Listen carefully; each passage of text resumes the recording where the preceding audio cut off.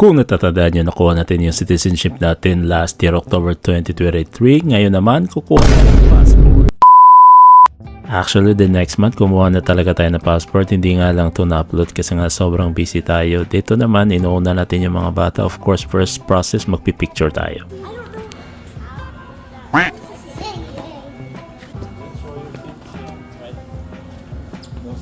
Pinapicturean na nga natin dito si Kuya Zenler kay ate. Si ate na sobrang tahimik. Ayun, nagyango-yango ra siya. Okay na daw. Ayan, chinek ni mami. Okay naman.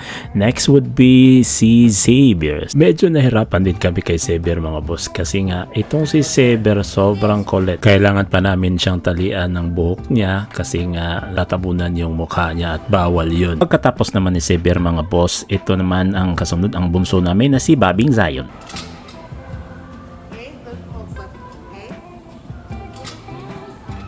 Medyo natagalan na din kami kay Zion mga boss kasi nga panay galaw tong batang to, pero cute na cute pa rin pa katulad ng tatay niya. Ayan naman, tinulungan nila at saka inayos ng mama niya. After that mga bossing, tutulungan na din tayo ni Kuya Zenler dyan. Ayun, natapos na pala, binuhat na ni Zenler si Zion. At sumunod na nga dito si wifey natin mga bossing na sobrang ganda. Ayan, pero medyo may problema ngayon. Sinasabi ni ate na may problema sa pagmumuka niya. Dito na nga tinatapos na to yung picturean kay Mrs. mga boss. Nakita nyo, nagyango-yango na sad si ate. So meaning okay na. Next naman tayo naman mga bossing. Sobrang mabilis lang yan. Of course, kasi nga tayo nag-i-edit. Kinakat natin yan. Mabilis lang yan mga boss.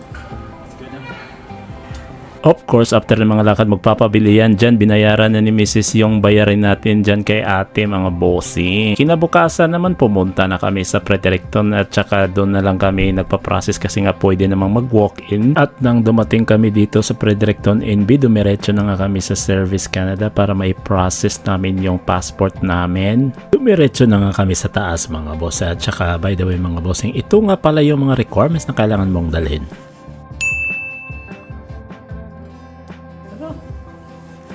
Binilisan na nga namin dito mga bossing para matapos na kasi meron pa kami pupuntahan after dito at nagbayad na din kami dito.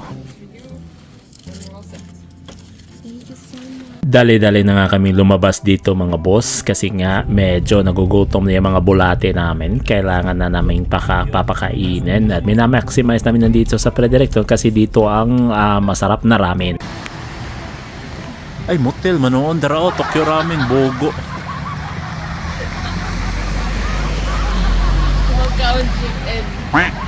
Talagang nagugutom na kami dito mga boss. Binilisan na namin ang pagpasok dito at bumungad sa amin itong magandang ambience na to.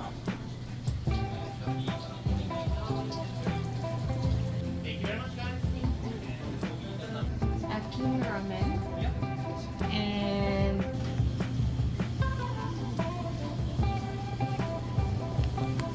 at nagbayad na kami dito para sa order namin. Walang katapusang bayaran to Natid na kami sa table.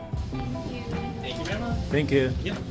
Dito naman yung order namin dumating na sobrang sarap nito. Hitsura pa lang sarap na sarap. At ito na ang resulta. Ubos na ubos din mga boss. Ayun.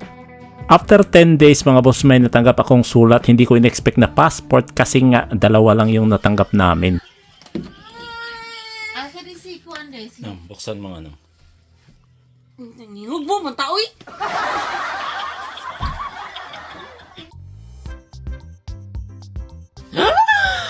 Oh my God! Pila ka buhok na? Only one! Oh, ato oran duha. Asa day lang? Asa mga bata ka?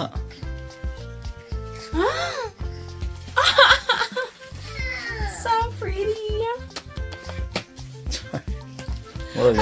Mura na ikwarta biyahe. Pinas! The next day mga bossing, natanggap din naman namin pala yung mga passport ng mga bata. Medyo kinabahan kami doon kasi nga nag-advise yung taga-service na Canada na baka ibabalik nila dahil sa picture ng mga bata. Pero all goods naman nakuha namin, walang problema. Meron na kaming passport lahat. Ready nang umuwi. Pamasahe na lang kulang at pera mga boss. Let's go!